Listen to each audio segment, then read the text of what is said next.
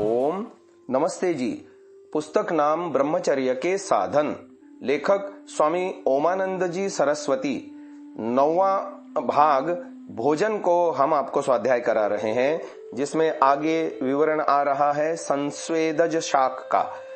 संस्वेदज भूमित छत्र, शिलंधी, कवक, सांप की छतरी, छतौना आदि इनके नाम हैं। यह वर्षा ऋतु में पृथ्वी, गोबर, लकड़ी और वृक्ष आदि में उत्पन्न होते हैं। ये सभी शाक शीतल, दोषयुक्त, पिच्छिल, भारी और वमन, अतिसार, ज्वर तथा कफ संबंधी रोगों को उत्पन्न करते हैं। अतः इनको खाना मूर्खता है और रोगों को निमंत्रण देना है। इन निंदित शाकों का सेवन भूल कर भी नहीं करना चाहिए। हमारे पश्चिम पंजाब पाकिस्तान से आए हुए भाई इनका सेवन करते हैं। उन्हें इनका परित्याग कर देना चाहिए। मनु जी ने भी इनका निषेध अभक्ष्य कहकर कर दिया है। आगे विषय आ रहा है निषिद्ध शाक का। कंद कच्चा, बिना ऋतु में उत्पन्न हुआ, पुराना, रोगयुक्त, दीमक आदि कीड़ों का खाया हुआ, अग्नि आदि से दूषित, अत्यंत जीर्ण, रूखा, घृत आदि में न पकाया हुआ, निकृष्ट भूमि में उत्पन्न हुआ, कठिन, अत्यंत कोमल, अत्यंत शीतल, सर्प आदि से दूषित, अति सूखा हुआ कंद नहीं खाना चाहिए। किसी किसी का तो यहाँ तक मत है कि मूली को छोड़कर कोई भी कंद नहीं खाना चाहिए। नाशनियान मूलकम विना, किंतु यह मत सर्वमान्य नहीं। मनु जी ने निम्न शाकों को अभक्ष्य लिखा है।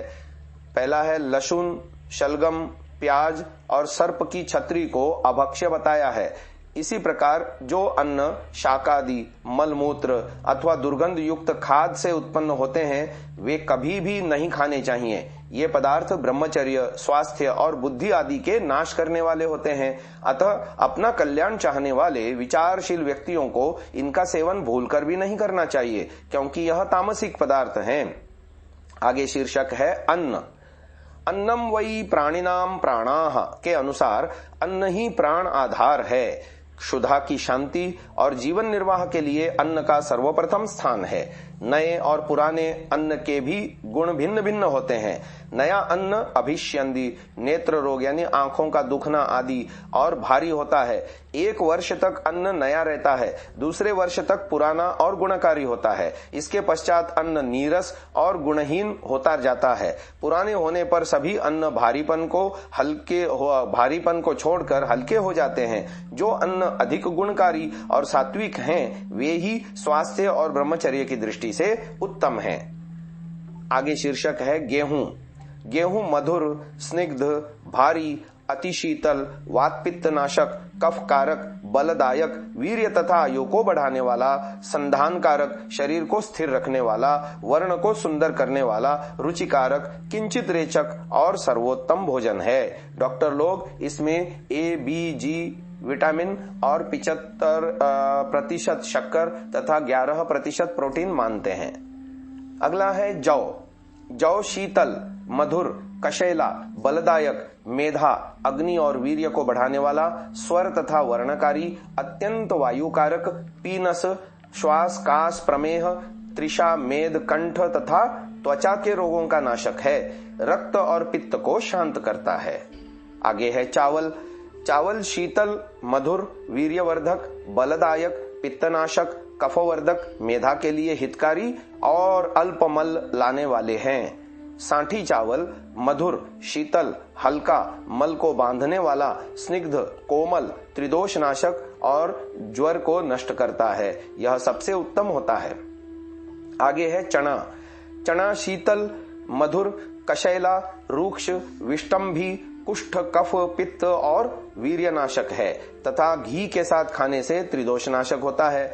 नवीन मतानुसार चने को बलदायक और वाजीकरण माना जाता है, किंतु प्राचीन आयुर्वेद के मतानुसार चना पुंस्त्वनाशक अर्थात वीर्य को नष्ट करने वाला है। महर्षि धन्वंतरि ने सुश्रुत में चणकाः पुंस्त्वनाशनाः सूत्रस्थान अध्याय 46 श्लोक संख्या 32 लिखते हुए चने को पुंस्त्वनाशक बतलाया है। और इसी प्रकार धन्वंतरि जी महाराज ने अपने निघंटु में भी कफास वक्त्र पित्त पुंस्त्वघ्नाश्चणका वातला हिमाः। चने को पुंस्त्व शक्तिनाशक लिखा है, अतः ब्रह्मचारी के लिए चने का सेवन हानिप्रद है। आगे है ज्वार। ज्वार भारी, मलरोधक, शीतल, रूक्ष, रुचिकारक, वीर्यवर्धक, स्वादिष्ट, त्रिषा, पित्तनाशक और रुधिर के विकारों को शांत करती है। राजनिघंटु में ज्वार पशुनाम बलप्रदम, पशुओं के लिए बलकारक नहीं होती, ऐसा लिखा है। अगला है बाजरा। बाजरा उष्ण, रूक्ष, बल कांतिदायक, अग्निदीपक, वात कफ नाशक, पित्त प्रकोपक, दुर्जर यानी कठिनता से पचने वाला, वीर्य नाशक और स्त्रियों की काम शक्ति को बढ़ाता है। दूध, दही आदि के साथ सेवन करने से इसकी उष्णता कुछ न्यून हो जाती है। अगला है मूंग। मूंग शीतल, मधुर, हल्का, अग्निदीपक, स्वादु, कफ पित्त के विकारों को शांत करने वाला, कुछ वातकारक, नेत्रों के लिए हितकारी, किंचित रेचक और पथ्यतम है। मूंग, मोठ, मसूर, अरहर, उड़द, चना आदि की दाल बनाकर खाई जाती है, किंतु इन सब में मूंग की ही दाल उत्तम है। धन्वंतरीय निघंटु में मूंग को सूप श्रेष्ठ अर्थात दाल के लिए सर्वोत्तम बतलाया है। सुश्रुत के मतानुसार मूंग और मसूर को छोड़कर शेष सभी आधमान यानी अफारा करने वाले हैं। ऋते मुद्ग मसूराभ्याम अन्ये त्वाधमान कारकाः। अगला है मोठ, वन मुद्गाः। मोठ के गुण भी मूंग के समान ही होते हैं, विशेषतया ज्वर दाह हरने वाला है। अगला है उड़द। उड़द भारी, गरम, स्निग्ध, मधुर, वातनाशक, कफ, चर्बी, मांस और वीर्य को बढ़ाता है, तृप्तिकारक, बृंहण और विशेषतया इसके सेवन से माताओं के स्तनों में दूध बढ़ता है। यह उष्ण, गरिष्ठ, पित्तकारक और राजसिक है। इसका सेवन अल्प मात्रा में करना चाहिए। जिनकी जठराग्नि तीव्र है वे ही इसका सेवन कर सकते हैं। मंदाग्नि वाले व्यक्ति को इससे सर्वथा बचना चाहिए। आगे है मसूर। मसूर मधुर, शीतल, रूक्ष, संग्राही, कफ पित्तनाशक और वायु के रोगों को बढ़ाती है, मूत्र कृच्छ को दूर करती है। अगला है अरहर। अरहर शीतल, रूक्ष, वातकारक, कफ पित्तनाशक है तथा वात को भी अधिक प्रकोपित नहीं करती। चर्बी, कफ, रक्तपित्त आदि में अरहर का सेवन हितकर है। घी के साथ सेवन करने से त्रिदोष नाशक है। अगला है महाकाय यानी मक्का। मक्का शीतल, विष्टम्भी, रूक्ष, वातकारक, कफ पित्तनाशक और तृप्त करने वाली है। कच्ची मक्का रुचि और पुष्टिकारक है। अगला है मांस भक्षण। आमिष कहिए या मांस, दोनों का अभिप्राय एक ही है। मांस वह पदार्थ है जिसकी प्राप्ति बिना प्राणी हिंसा के नहीं हो सकती, इसलिए अहिंसा परमो धर्मः के अनुसार धार्मिक मानव समाज में मांस भक्षण का प्रतिषेध सदा से रहा है। अमंति रोगिणो भवंती येन भक्षितेन तदामिषम। जिस पदार्थ के भक्षण से मनुष्य रोगी हो जाए वह आमिष कहलाता है। कैंसर, कोढ़, गर्मी के समस्त रोग, दांतों का गिर जाना इत्यादि भयंकर रोग मांस भक्षण से ही हो जाते हैं। प्राचीन भारत में घृतम वै बलम, दुग्धम वै बलम, जिस समय घी और दूध को साक्षात बल समझकर प्रयोग में लाया जाता था, उस समय मानव स्वास्थ्य उन्नति के शिखर पर था। 100 वर्ष से पहले मरना अकाल मृत्यु और पाप समझा जाता था। 3-3, 4-4 100 वर्ष तक की आयु का भोग करते थे। मानव की आयु का मध्यम 100 वर्ष से कम न था। मानव की आयु का माध्यम 100 वर्ष से कम न था, परंतु आज भारत में मानव की आयु का मध्यम 27 वर्ष है। यह सब मांस भक्षण का ही तो परिणाम है। इतना भी तब है जबकि मांस के साथ अन्न तथा घी, दूध आदि का भी प्रयोग करते हैं। यदि केवल मांस का ही मानव को प्रयोग कराया जाए तो मानव जीवन असंभव है, क्योंकि मानव का स्वाभाविक भोजन मांस नहीं है। कहा जाता है कि भारत तो उष्ण प्रधान देश है, यहाँ का जलवायु भले ही मांस भक्षण के विपरीत हो, परंतु इंग्लैंड, अमेरिका आदि शीत प्रधान देशों में मांस भक्षण अनुकूल रहेगा, इसलिए लोगों ने मांस को अपनाया। परिणाम सामने है, शीत प्रधान देशों के जीवन का भी ह्रास हो रहा है। उनकी आंखें बिल्ली जैसी दिखाई देती हैं। कैंसर, कोढ़ आदि उपरोक्त रोगों से ग्रास हो रहे हैं। जब रोग बढ़े तो बुद्धिमान लोगों ने अन्वेषण करना प्रारंभ किया। लंदन वेजिटेरियन एसोसिएशन की सेक्रेटरी कुमारी F.E.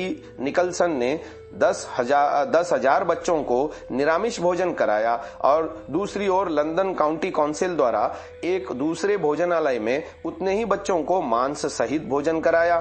6 मास के उपरांत दोनों दलों के बच्चों की परीक्षा डॉक्टरों द्वारा की गई। यह जानकर प्रसन्नता होगी कि निरामिष भोजी बच्चों का स्वास्थ्य अधिक अच्छा रहा, उनका भार अधिक निकला, उनके पुट्ठे सुदृढ़ थे तथा चमड़ा अधिक स्वच्छ था। अब लंदन काउंटी काउंसिल की प्रार्थना पर और उसी की देखरेख में लंदन वेजिटेरियन एसोसिएशन द्वारा लंदन के निर्धन से निर्धन निवासियों को हजारों की संख्या में निरामिष भोजन दिया जाता है। कहा जाता है कि मांस भक्षण से सैनिकों का स्वास्थ्य ठीक रहता है, लड़ने की शक्ति आती है, इसलिए सेनाओं में मांस का प्रयोग किया गया, परंतु अन्वेषण करने पर परिणाम विपरीत निकला है। अमेरिका के प्रसिद्ध विद्वान श्री प्रोफेसर शिटे एडन PhD ने निम्नलिखित प्रयोग किया है। अमेरिकन सिपाहियों के साधारण दैनिक भोजन में 75 औंस ठोस भोजन रहता है। इस 75 औंस में 22 औंस कसाईयों के यहाँ का मांस होता है। इन सिपाहियों तथा व्यायाम करने वालों का भी भोजन का परिणाम एक प्रकार से सारे का सारा मांस तथा ठोस वस्तुओं का कुछ अंश भी निकाल कर केवल 51 औंस कर दिया गया। 9 मास तक उन्हें इस भोजन पर रखा गया। यद्यपि इस भोजन में परिवर्तन करने से पहले उनके शरीर का पूर्ण विकास हो चुका था और देखने से ऐसा प्रतीत होता है कि अब इससे अधिक शक्ति इनमें नहीं आएगी, परंतु पुनरपि 9वें मास के अंत में उनमें पहले की अपेक्षा कहीं अधिक शक्ति आ गई और उसका स्वास्थ्य भी पहले से कहीं अच्छा हो गया। यंत्र के द्वारा ठीक ठीक नापने से पता चला कि उनकी शक्ति में लगभग 50% वृद्धि हुई तथा वह सरलता से अधिक ठोस काम करने लगे। उनमें अधिक प्रसन्नता आ गई तथा उनके स्वास्थ्य में वृद्धि हुई। और जब उनको इस बात की स्वतंत्रता दे दी गई कि वे चाहे तो अपना पिछला भोजन प्रारंभ कर सकते हैं, तो उनमें से किसी ने भी पहला मांस वाला भोजन करना स्वीकार न किया। यदि उपरोक्त प्रोफेसर साहब कम किए हुए भोजन के स्थान में दूध 25 औंस बढ़ा देते तो परिणाम और भी बहुत बढ़िया हो जाता। मनुष्य का स्वाभाविक भोजन शाक सब्जी, दूध, घी और अन्नादि ही है, मांस नहीं, क्योंकि मनुष्य के शरीर की बनावट ही ऐसी है। मांस जिन पशु पक्षियों का भोजन है, उन्हें परमात्मा ने नुकीले दांत तथा पंजे ऐसे दिए हैं जो शीघ्रता से मांस में घुस सकें। साथ ही मांसभक्षी पशु जीभ से चपर चपर करके पानी पीते हैं, उसे भागते हुए पसीना भी नहीं आता। उत्पत्ति के समय उनके बच्चे की आंख बंद होती है, बिना सिखाए वह अपने भक्ष्य पशु पर आक्रमण कर देता है। बिल्ली का बच्चा फल को उठाकर भले ही मुंह में ले दे, आक्रमण करने का साहस रखता है, मनुष्य का बच्चा नहीं। मनुष्य की भोजन नलिका बहुत लंबी होती है, जिसमें मांस जैसा गरिष्ठ पदार्थ बड़ी कठिनता से पचता है। पचाने के लिए शराब पीनी पड़ती है। कहा जाता है कि जो मांस खाता है वह अवश्य शराब भी पीता है। मांस भोजी पशु की भोजन नलिका छोटी होती है, उसमें मांस शीघ्र पच जाता है। मनुष्य के उदर में कौन सा पदार्थ कितने समय पचता है, उसकी तालिका इस प्रकार है। चावल उबला हुआ, पचने का समय 1 घंटा। सेव पका हुआ, पचने का समय 1.25 घंटा। जौ पका हुआ, पचने का समय 2 घंटा। आलू भुना हुआ, पचने का समय 1.25 घंटा। रोटी 3.5 घंटा। दूध गर्म 2 घंटा। बकरे का मांस 3 घंटा। शोरबा 3.25 घंटा। मुर्गी का मांस 4 घंटा। मछली 4.25 घंटा। सुअर का मांस 5 घंटा और गाय का मांस 5.5 घंटा। गेहूं, चावल आदि अन्न, फल, दूध, घी आदि पदार्थों पर ही मनुष्य का जीवन है। इन्हें यह बिना पकाए भी उपयोग में लाया जा सकता है। विज्ञान यह बतलाता है कि पकाने या ऊपर से नमक मिर्च आदि डालने से पदार्थ की शक्ति कम होती है। इसलिए प्राकृतिकता इसमें है कि जिस रूप में पदार्थ हो उसी रूप में प्रयोग में लाया जाए, परंतु मांस बिना पकाए मनुष्य प्रयोग में नहीं ला सकता। इसलिए सिंह, भेड़िया, कुत्ते और बिल्ली को मांसभक्षी कहा जा सकता है, जो अपने आप मार कर ताजा मांस खाते हैं, मनुष्य को नहीं। शक्ति की दृष्टि से मांस की स्थिति निम्न तालिका से ज्ञात हो जाएगी। गेहूं में प्रोटीन 11.47% है और गेहूं के आटे में 10.7% है। गेहूं के मैदे में 7.9% है। गेहूं के चोकर में 16%, 4 है। मसूर की दाल में 25%, 47 है। मूंग की दाल में 23.62% है। उर्द में 22.33% है। अरहर की दाल में 21.70%।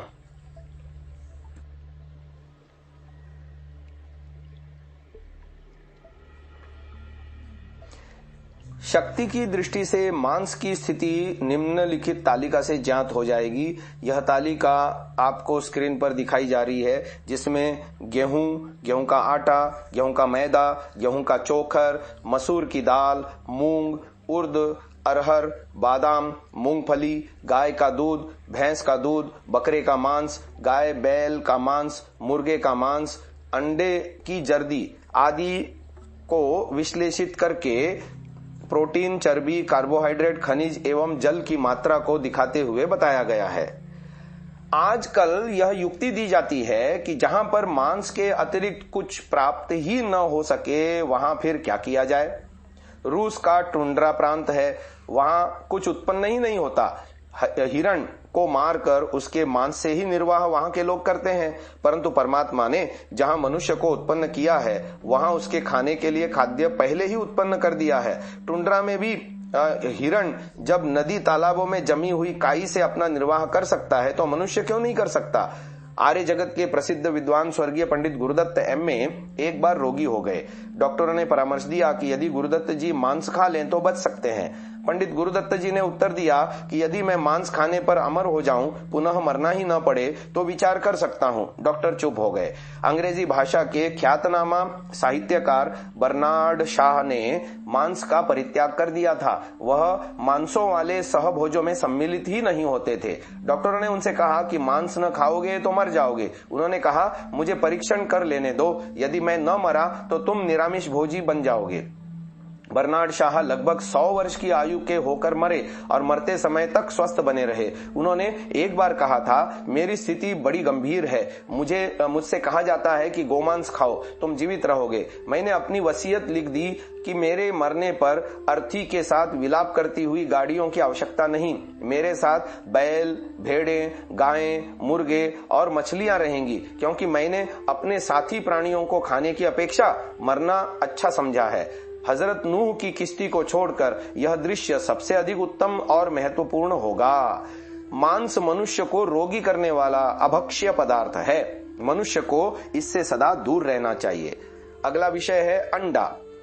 अंडा भी मांस में ही सम्मिलित है, किंतु कुछ लोग अंडे को मांस से पृथक मानने लग गए हैं और कहते हैं कि अंडे में जीव नहीं होता, अतः इसको खाने तथा भक्ष्य पदार्थ मानने में कोई आपत्ति नहीं। किंतु यदि थूक, खकार, मलमूत्रादि के खाने से उत्पन्न होने वाला अंडा भी भक्ष्य पदार्थ है, तो फिर संसार में अभक्ष्य पदार्थ ही क्या रह गया। अभक्ष्याणि द्विजातीनाम अमेध्य प्रभवाणि च। मनुस्मृति के अनुसार हमारे शास्त्रकारों ने गंदगी से उत्पन्न होने वाले सभी पदार्थों को अभक्ष्य ठहराया है। अंडे में जीव न मानना भी बुद्धि संगत नहीं। जब मुर्गी अंडज है, अंडे से बच्चा उत्पन्न होता है, तो उसमें जीव क्यों नहीं। अंडा खाने वाले स्वार्थियों ने अपना प्रयोजन सिद्ध करने के लिए मिथ्या युक्तियां देना प्रारंभ कर दी हैं। यदि दुर्जनतोष न्याय से अंडे में जीव न भी माना जाए, तो क्या सभी निर्जीव पदार्थ भक्ष्य हैं। यों तो मलमूत्र भी इसी श्रेणी में आ जाएगा। जीव का होना या न होना भक्ष्य पदार्थ का लक्षण नहीं। हमारे शास्त्रों में मांस भक्षण का सर्वथा निषेध है। महर्षि मनु लिखते हैं, वर्जयेन मधुमांसंच, मद्य और मांस सर्वथा छोड़ देना चाहिए। इसी प्रकार राजर्षि चाणक्य ने मांस भक्षणम अयुक्तम सर्वेशाम, चाणक्य राजसूत्र 562, सभी मनुष्यों के लिए मांस भक्षण अनुचित बतलाया है। भोज्य पदार्थों का वेद भगवान ने कितना स्पष्ट निर्देश किया है। अजीजन औषधिर भोजनाय, ऋग्वेद 5:83-10, अर्थात भोजन के लिए जौ, गेहूं, चावल आदि औषधयः फलपाकांताः मनुजी उत्पन्न की हैं, अतः उन्हीं का सेवन करना चाहिए। अंडा खाने के पक्ष में एक यह भी युक्ति दी जाती है कि इसमें प्रोटीन है। प्रोटीन की अधिक आवश्यकता केवल वृद्धि अवस्था में ही होती है, अर्थात 30-40 वर्ष तक। साथ ही वैज्ञानिकों का यह भी मत है कि मांस की प्रोटीन मनुष्य के शरीर के लिए उपयुक्त नहीं। दूध, दही, छाछ, गेहूं, चना, मटर और दालों में पर्याप्त मात्रा में प्रोटीन होती है और यही शरीर के लिए उपयुक्त है। विटामिन जीवनीय तत्व की दृष्टि से भी अंडे को कोई महत्व नहीं दिया जा सकता। गोदुग्ध में ए, बी, डी, जी विटामिन विद्यमान है। अंगूर, गेहूं, चना, लोबिया, हरे मटर आदि में ए, बी, सी, डी विटामिन पर्याप्त मात्रा में होते हैं। इस प्रकार निरामिष भोजन से ही मानव को सभी जीवनीय तथा पोषक तत्व और खनिज पदार्थों की यथोचित प्राप्ति हो जाती है। फिर मांस, मछली और अंडे आदि अभक्ष्य पदार्थों को खाकर अपने तन, मन तथा आत्मा को दूषित करना महामूर्खता और पाप है। अधिक दुख की बात तो यह है कि अहिंसा का ढोल पीटने वाली सरकार भी मांस, मछली, अंडे आदि का प्रचार कर रही है। मत्स्य उत्पादन बढ़ाओ, मुर्गियां पालो, इससे जिनसे अंडे अधिक मिल सकेंगे इत्यादि प्रचार सरकार की ओर से किया जा रहा है। लाखों रुपया इस कार्य में नष्ट किया जा रहा है। मत्स्य पालन योजनाएं बनाई जा रही हैं। मुर्गी विकास केंद्रों की स्थापना और मुर्गी प्रदर्शनियों का उद्घाटन हो रहा है। अभी 8 जनवरी को मुंबई में मुर्गी प्रदर्शनी का उद्घाटन करते हुए केंद्रीय कृषि मंत्री श्री पंजाब राव देशमुख ने कहा था कि आगामी द्वितीय पंचवर्षीय योजना में 70 लाख रुपए की लागत से विभिन्न क्षेत्रों में 140 मुर्गी विकास केंद्र स्थापित किए जाएंगे। सरकार ने संप्रति 15 केंद्रों के खोलने की स्वीकृति प्रदान की है।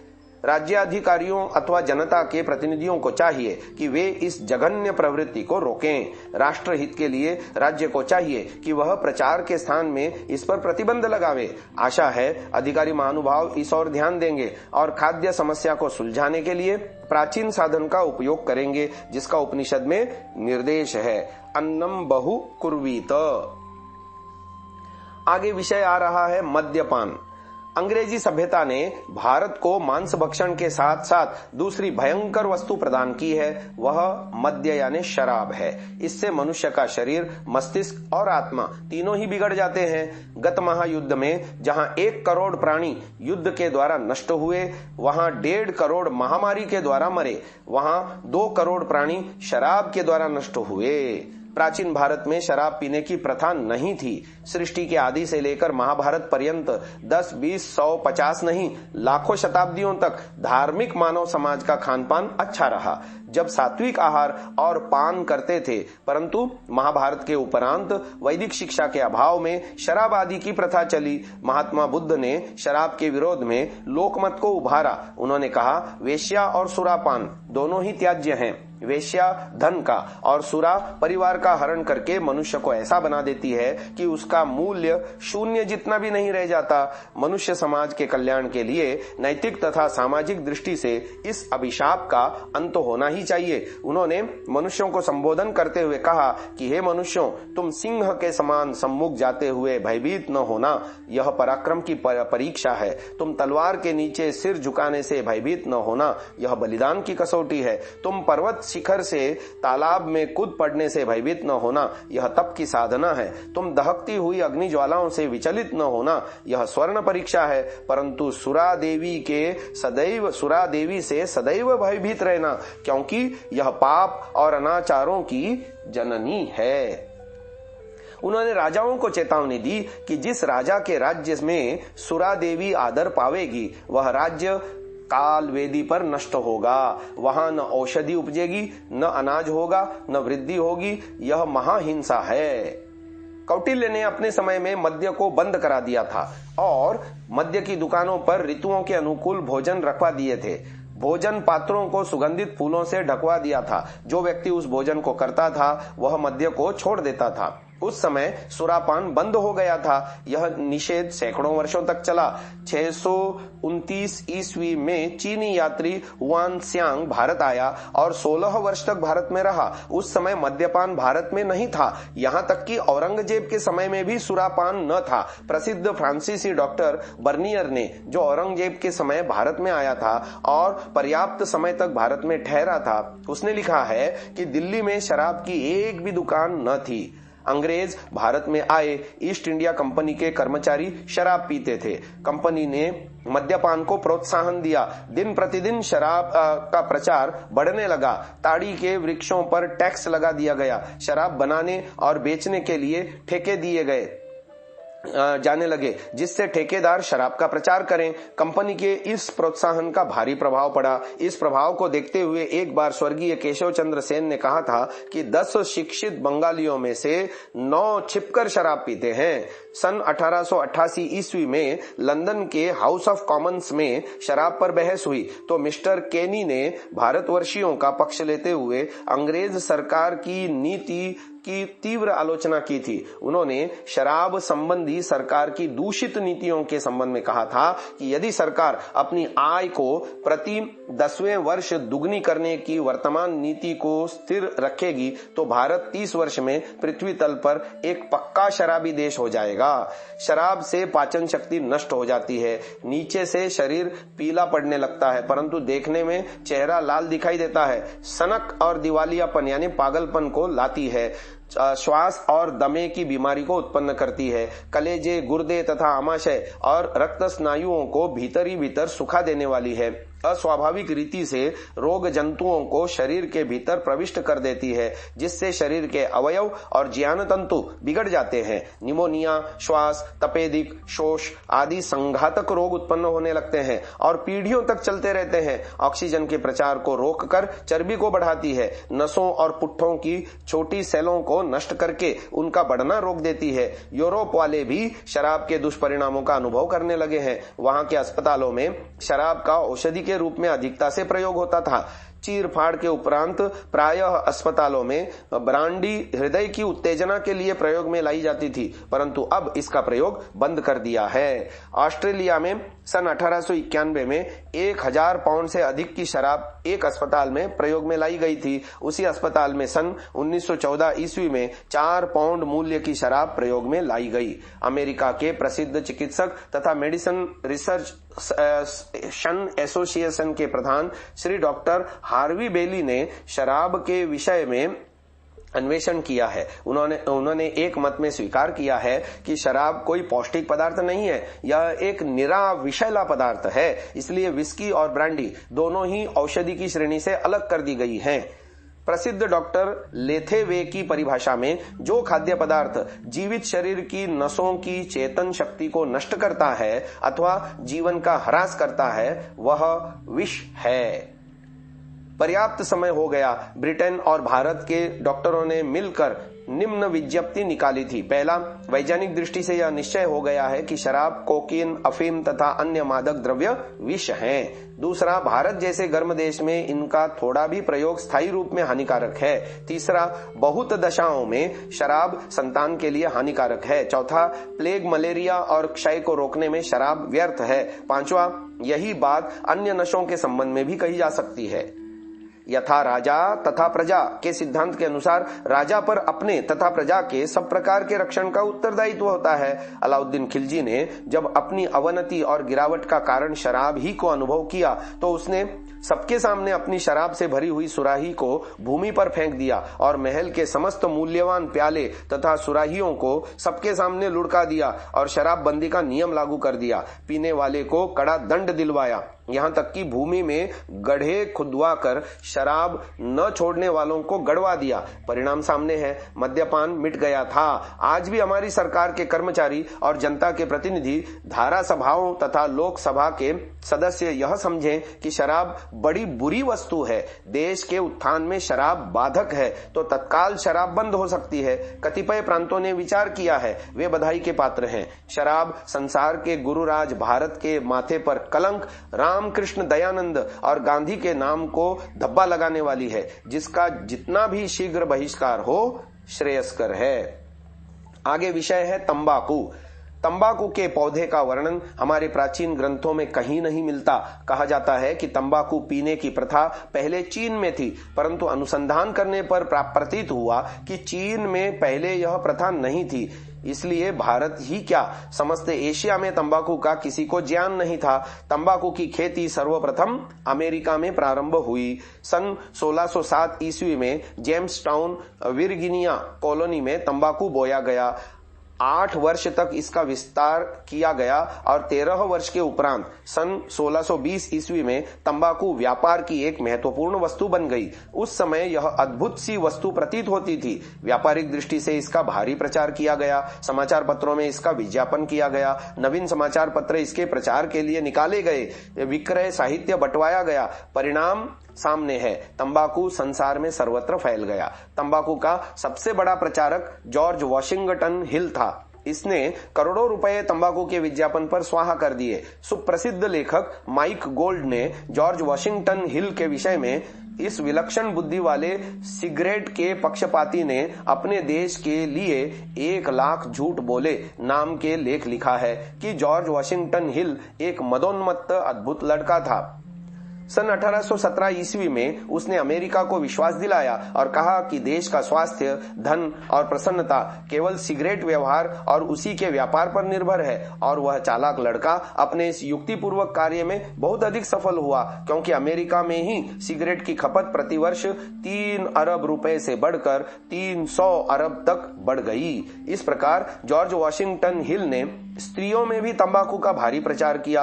अविवाहित लड़कियां या उन विवाहित लड़कियों के लिए जो अपने पतियों से पृथक रहना चाहती थीं, उन सब में हिल ने यह नारा लगाया कि प्रियतम पति के बिना किसी भी छाप की सिगरेट को पीने से आनंद का अधिक भास होगा तथा स्वास्थ्य और सौंदर्य भी बना रहेगा। पहले स्त्रियां तंबाकू के व्यसन से दूर रहती थीं, परंतु हिल की चाल सफल हुई। स्त्रियां भी तंबाकू का प्रयोग करने लगी। परिणाम यह हुआ कि स्त्रियां भी विभिन्न प्रकार के रोगों से ग्रस्त रहने लगी।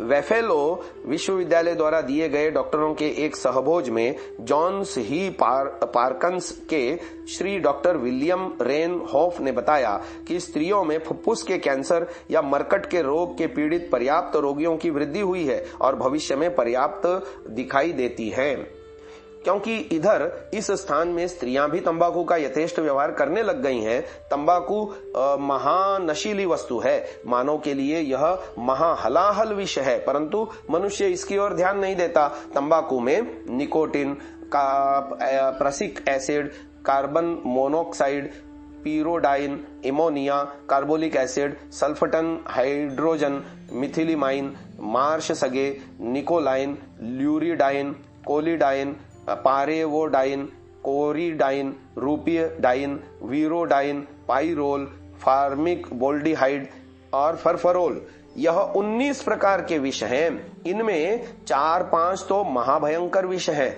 डॉक्टर गाथ का कहना है कि निकोटाइन इतना भयानक विष है कि इसकी एक बूंद भी उदर में पहुंच जाए तो तत्क्षण मनुष्य का प्राणांत हो जाए। प्रयोग करके देखा गया है कि निकोटाइन की आधी बूंद से बिल्ली और 1 बूंद से कुत्ता मर गया और 8 बूंदों से एक घोड़ा केवल 8 घंटों में ही मर गया।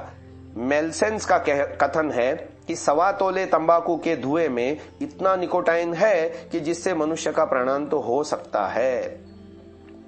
तंबाकू का धुआं गले की नसों से होकर मस्तिष्क और जिगर की ओर फैल जाता है। मस्तिष्क में गर्मी को उत्पन्न कर देता है। स्मरण शक्ति नष्ट हो जाती है। पढ़ने को मन नहीं चाहता। पीने वाले को मस्तिष्क ज्वर हो जाता है। जब तक धुआं मस्तिष्क में न जाए आराम नहीं पड़ता। डॉक्टर गोर्जस का कथन है कि तंबाकू अध्ययन का बंद द्वार है। तंबाकू पीने वाले विद्यार्थी और अध्यापकों का ड्राइंग खींचते समय हाथ कांपने लगता है। दृष्टि में भी महान अंतर हो जाता है।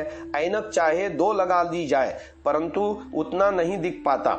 रोगों की अभिवृद्धि हो रही है। मृत्यु की संख्या बढ़ रही है। केवल 1 वर्ष की अवस्था में ही 25% बालक कराल काल के कवल बन रहे हैं। शेष 75% बालक भी 100 वर्ष तक की आयु तक नहीं पहुंच जाते। यह बात भी नहीं है। इसमें से भी केवल 35% ही बालक ऐसे हैं जो 30 वर्ष तक की आयु तक पहुंचते हैं। कहीं पर क्षय रोग है तो किसी को कैंसर हो गया है, कोई अंधा हो गया है तो कोई ऐनक लगा रहा है। विद्यार्थियों का स्वास्थ्य बिगड़ना तो एक कलंक है।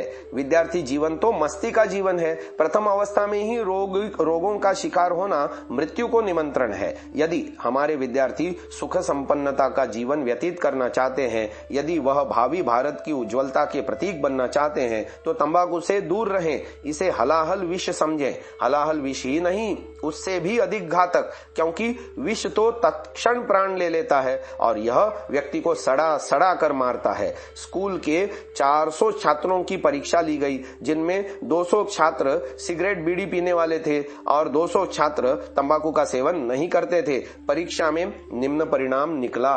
धैर्यहीन सिगरेट पीने वाले 14, सिगरेट न पीने वाला 1। ऊंचा सुनना, सिगरेट पीने वाले 16, सिगरेट न पीने वाले 1। स्मरण शक्ति का ह्रास, सिगरेट पीने वाले 12, न पीने वाले 1। बुरी आदतें, सिगरेट पीने वाले 13, न पीने वाले 2। ओछे व्यवहार, सिगरेट पीने वाले 13, न पीने वाले 1। शारीरिक निर्बलता, सिगरेट पीने वाले 13, न पीने वाले 2।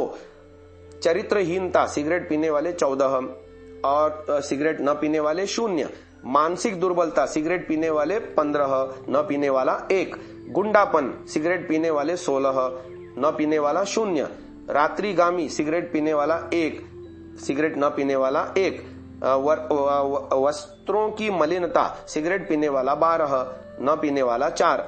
गंदे रहने वाले, सिगरेट पीने वाले 12, न पीने वाले 1।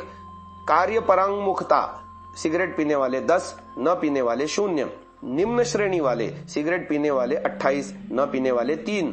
कोई उन्नति नहीं, सिगरेट पीने वाले 78, न पीने वाले 2।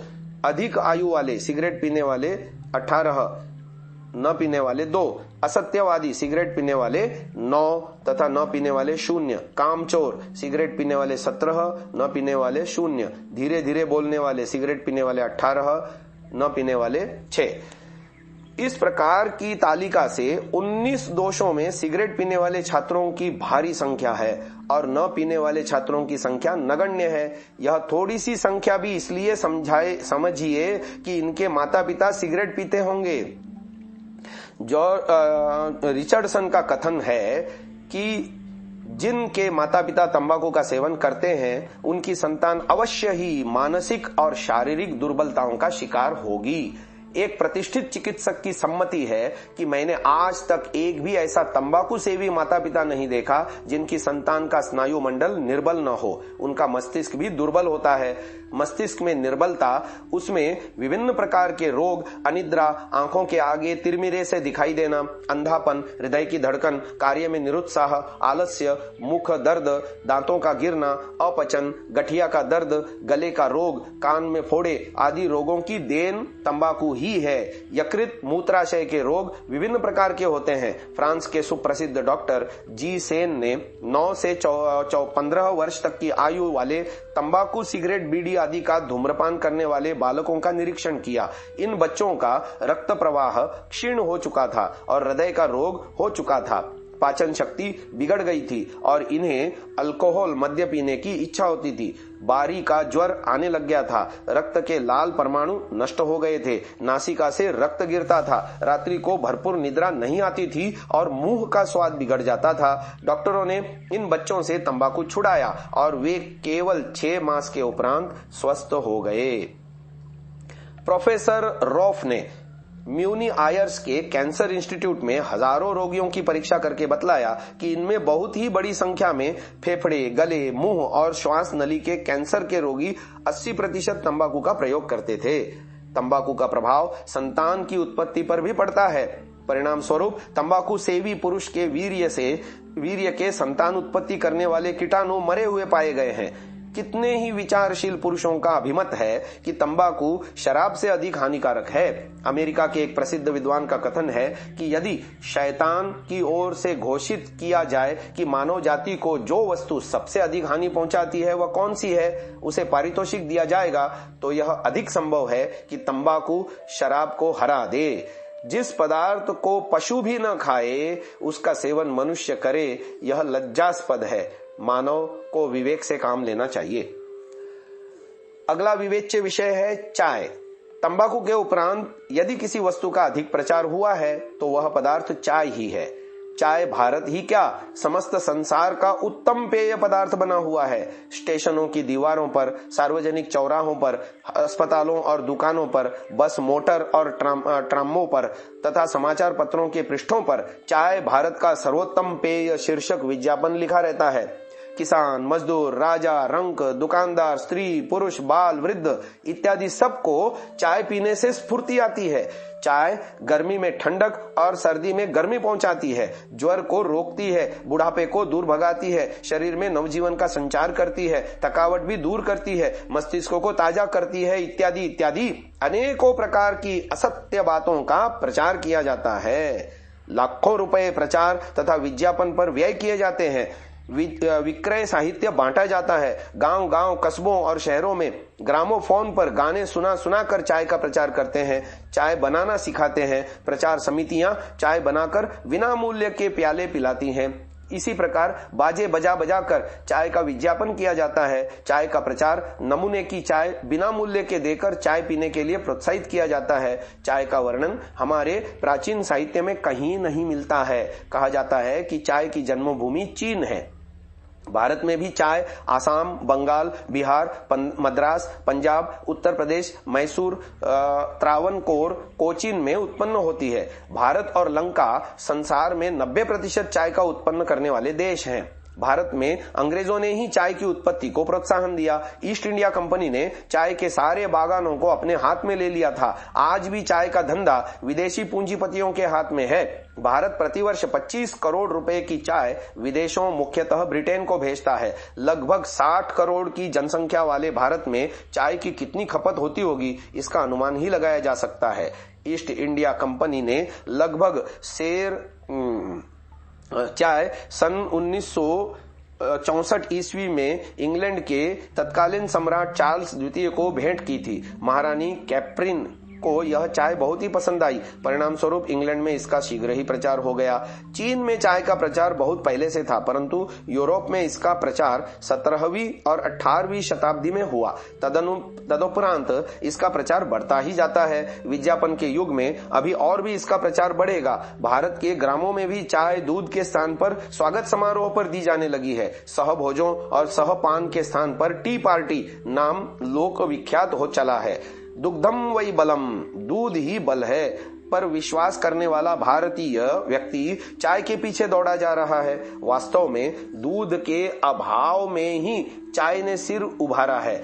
नगर निवासी यह समझते हैं कि हमें तो विशुद्ध दूध प्राप्त होना कठिन है। वह क्रीम निकला हुआ दूध पानी होता है, उसमें भी ऊपर का पानी मिला दिया होगा, वह भी पर्याप्त महंगा पड़ता है। एक चाय का कप 30 पैसे में आता है। उतने दूध के लिए 1 रुपया व्यय करना पड़ता है और वह भी विशुद्ध नहीं होता। चाय से थोड़े समय के लिए मस्तिष्क में चेतना तो आती है, इसलिए चाय पीने लगते हैं। ग्रामीण भी नगर वालों का अनुकरण करने लगे हैं। विवाह आदि समारोहों पर दूध के लिए क्यों पैसे व्यय किए जाएं, थोड़ी चाय से ही काम चला लेते हैं। परंतु वह यह नहीं समझते कि चाय पीकर हम अपने स्वास्थ्य से खिलवाड़ कर रहे हैं। चाय एक प्रकार से वृक्षों की सूखी हुई पत्तियां होती हैं। यह पत्तियां झाड़ी पर लगती हैं। चाय उष्ण कटिबंध की पैदावार है। इसकी पैदावार के लिए ढालू भूमि तथा अधिक गर्मी तथा अधिक वर्षा की आवश्यकता होती है। भारत के पहाड़ी प्रदेश जहां पर वर्षा अधिक होती है, भूमि ढालू है, चाय बहुत अधिक उत्पन्न होती है। इसकी झाड़ियां 5-7 फीट ऊंची होती हैं। एक बार लगने पर 4-5 वर्ष में चाय की पत्तियां आने लगती हैं और 25-30 वर्ष तक लगातार चाय की पत्तियां आती रहती हैं। पत्तियां तोड़कर छाया में सुखाने अथवा कढ़ाई में भूनने के लिए मजदूरों को बड़ी आवश्यकता पड़ती है। जहां पर मजदूर न हो, चाय की पैदावार अधिक नहीं की जा सकती। चाय की पत्तियां विभिन्न प्रकार की होती हैं। लुशाई और कच्छार की पत्तियां 1 फीट लंबी होती हैं। आसाम की चाय की पत्तियां 6 इंच तक लंबी होती हैं। चाय मादक द्रव्य है। इसके पीने से हल्का नशा होता है। 3 विष होते हैं, थीन, टेनिन, वोलेटाइन। तेल, इनमें से थीन एक तीव्र क्षार है। ज्ञान तंतुओं के संगठन पर इसका बहुत अधिक उत्तेजक और विषैला प्रभाव पड़ता है। चाय के पीने से जो एक हल्का सा आनंद प्रतीत होता है, वह इसी क्षार का प्रभाव है। टेनिन एक तीव्र कब्ज यानी अजीर्ण करने वाला पदार्थ है, जिससे पाचन शक्ति बिल्कुल नष्ट हो जाती है। उदर में विभिन्न प्रकार के विकार उत्पन्न हो जाते हैं, नसों का सूज जाना, रक्त का इकट्ठा हो जाना इत्यादि। पुनः ऑपरेशन की आवश्यकता पड़ने लगती है। वोलेटाइन तेल में निद्रा को नष्ट कर देने की शक्ति है, जिसके कारण से नेत्रों के अनेकों रोग हो जाते हैं। दूध घी के प्रयोग के समय में भारत में ऐसे व्यक्ति उत्पन्न हुए हैं जिन्होंने 100 वर्ष से अधिक आयु का उपभोग किया है और आंखों की ज्योति ठीक अवस्था में रही है, कभी आंखें दुखी भी नहीं। परंतु चाय के समय 5-5, 6-6 वर्ष की अवस्था वाले बालकों की आंखों पर चश्मे यानी उपनेत्र फिट करने पड़ते हैं। यह सब चाय महारानी की ही कृपा कही जा सकती है। कहा जाता है कि बुढ़ापे में चाय स्फूर्ति को लाती है, परंतु यह केवल भ्रांति है। यह विक्रेताओं का झूठा प्रचार है। वृद्धावस्था में चाय पीने वालों को निद्रानाश, कंपन, मस्तिष्क की गड़बड़ और हृदय की धड़कन आदि रोग हो जाते हैं। कहा जाता है कि चाय में गर्म पानी तो पेट में जाता है जो लाभकर होता है, परंतु पानी के साथ साथ विष भी तो जाता है जो नशा करता है और विभिन्न प्रकार के रोगों को उत्पन्न करता है। इस विषमय नशे को उत्पन्न करने वाले पेय पदार्थों में ही मानव की आयु का ह्रास हो रहा है। चाय भी ऐसा ही एक पदार्थ है जिसकी आदत पड़ जाती है। आज घर घर में चाय के पात्र मिलेंगे, लाखों रुपए कप प्लेटों पर व्यय हो रहे हैं। आदत ऐसी पड़ती है कि 2 आने प्रतिदिन कमाने वाला मजदूर भी जब तक 1 प्याला चाय का नहीं पी लेता, शांति नहीं होती। बुद्धि और स्वास्थ्य को नष्ट करने वाले पदार्थों का प्रयोग एकदम बंद कर देना चाहिए। झूठे विज्ञापनों के प्रचार की ओर सरकार का ध्यान भी जाना चाहिए। वास्तविकता के विपरीत विज्ञापन नहीं होने चाहिए। चाय के साथ साथ कोको, कहवा, कॉफी का भी प्रचार है। यह चाय से अधिक नशा करते हैं और चाय के तरह व्यवहार में लाए जाते हैं। कोको में एक क्षार थियोक्रोमाइन होता है। यह हृदय को, धड़कन और मस्तिष्क की शक्ति पर बुरा प्रभाव डालता है।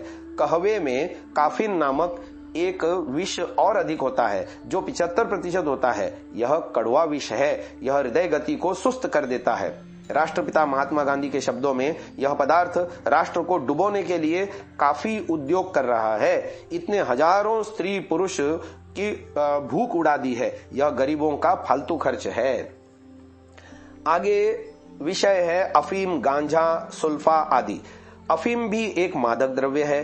भारत में यह पर्याप्त रूप में उत्पन्न होती है। भारत लगभग 7-8 करोड़ रुपए की अफीम चीन को भेजता था, परंतु चीन से समझौता हो जाने के कारण अफीम भेजना बंद हो गया। इसलिए अफीम की उन्नति को प्रोत्साहन नहीं दिया जा रहा है। पुनरअपि उत्तर प्रदेश, बिहार, बंगाल और मध्य भारत के मालवा प्रदेश के राज्यों में थोड़ी सी उत्पन्न होती है। अफीम के सेवन से अजीर्णता बढ़ती है, पाचन शक्ति नष्ट हो जाती है, श्वास रोगों, दमा आदि को उत्पन्न करती है, बुद्धि को मंद करती है, मस्तिष्क की शक्ति को नष्ट करती है और चिड़चिड़ेपन को उत्पन्न करती है, शरीर को सुखाती है।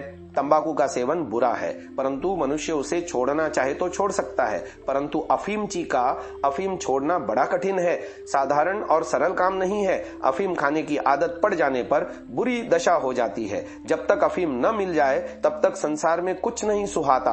अफीमची के स्नायु मंडल सदा के लिए निर्जीव हो जाते हैं। अफीम मस्तिष्क को मंद करके ज्ञान तंतुओं को मूर्छित कर देती है। जब मस्तिष्क चेतनाहीन हो जाता है तब श्रवण शक्ति, स्वरेंद्रिय और दृष्टि पर भी उसका बुरा प्रभाव पड़ता है।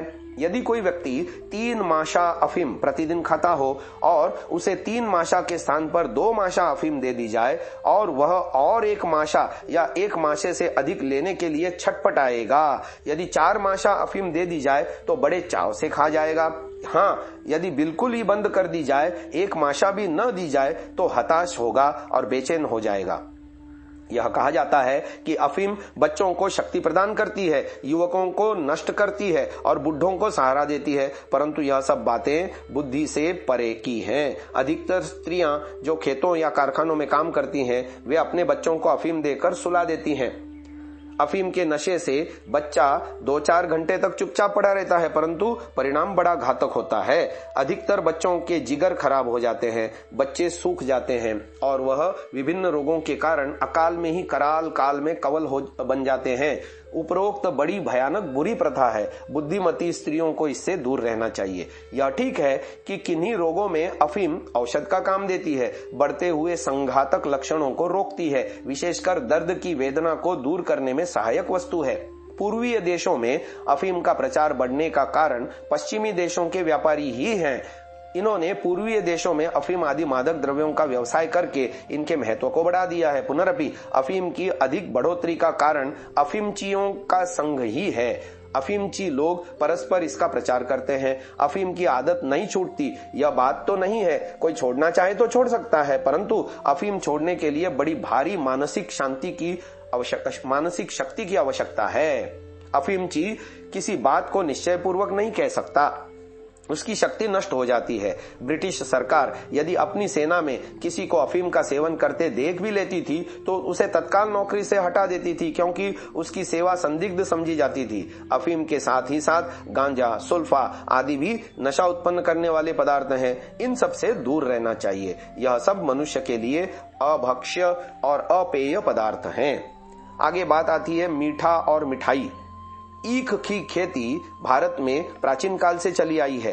भारत में गन्ना और गन्ने का रस दैनिक प्रयोग में लिया जाता है। आजकल देशी गन्ने के अतिरिक्त कई प्रकार के बीज बना लिए गए हैं, परंतु इन सब में देशी गन्ना ही अच्छा होता है। अतः देशी गन्ने को चूसने और रस पीने के काम में लिया जा सकता है। गन्ने से ही गुड़, शक्कर, खांड और चीनी तैयार की जाती है। गांवों में गुड़ और शक्कर का व्यवहार बहुत अधिक होता है। चीनी की मिलों का देश में प्रचार होने लगा है। शहरों में चीनी अधिकतया प्रयोग में लाई जाती है। गुड़ और शक्कर में उष्णता अधिक होने से ब्रह्मचारी और स्वास्थ्य प्रेमियों को इसका सेवन नहीं करना चाहिए। देशी गन्ने को चूसने के काम में ब्रह्मचारी ले सकते हैं। खांड और चीनी अपेक्षाकृत गर्म नहीं होती, अतः इसका प्रयोग गृहस्थ लोग साधारण रूप में कर सकते हैं।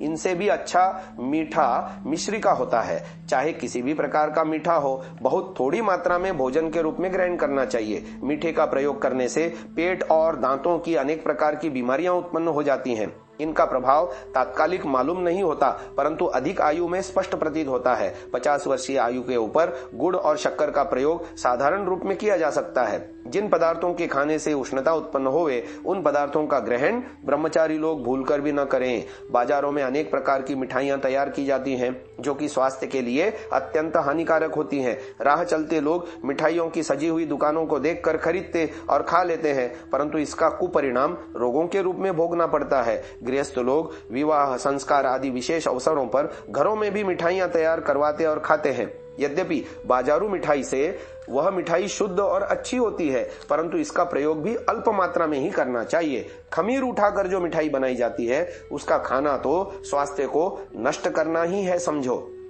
मिठाइयों का लोभ लवण की भांति व्यापक तो नहीं है, परंतु अवसर होने पर अधिक मात्रा में मिठाई को खा लेने से हानि की कम संभावना नहीं होती। मधु यानी शहद का मीठा औषधियों का सार होने से ग्राह्य है, परंतु यह भी उचित मात्रा में खाना चाहिए और सर्वदा नहीं। ऐसे ही खजूर आदि से भी मीठा बनता है, जो कि अन्य मीठों की भांति ही प्रयोग में लेना ठीक होता है। सार यह है कि ब्रह्मचारियों और स्वास्थ्य के अभिलाषियों को इसके सेवन से बचना चाहिए। अब उपसंहार करते हैं। बुद्धि और विवेक से काम लेना मानव का धर्म है। जो जो पदार्थ सात्विक, लाभकारी और भक्ष्य हैं, उनका ही सेवन करना चाहिए। शेष सभी हानिकारक पदार्थों का सर्वथा त्याग कर देना चाहिए, जिससे शरीर हृष्टपुष्ट होकर मानव अपने चरम लक्ष्य मोक्ष या ईश्वर तक पहुंचने में समर्थ हो सके। मानवीय देह की इसी में सफलता है। यहाँ पर 9वां भाग ब्रह्मचर्य के साधन भोजन नामक शीर्षक समाप्त हो जाता है। अगली श्रव्य कणिका में 10वां भाग निद्रा के विषय में बताया जाएगा। इसे यहीं विराम देते हैं। ओम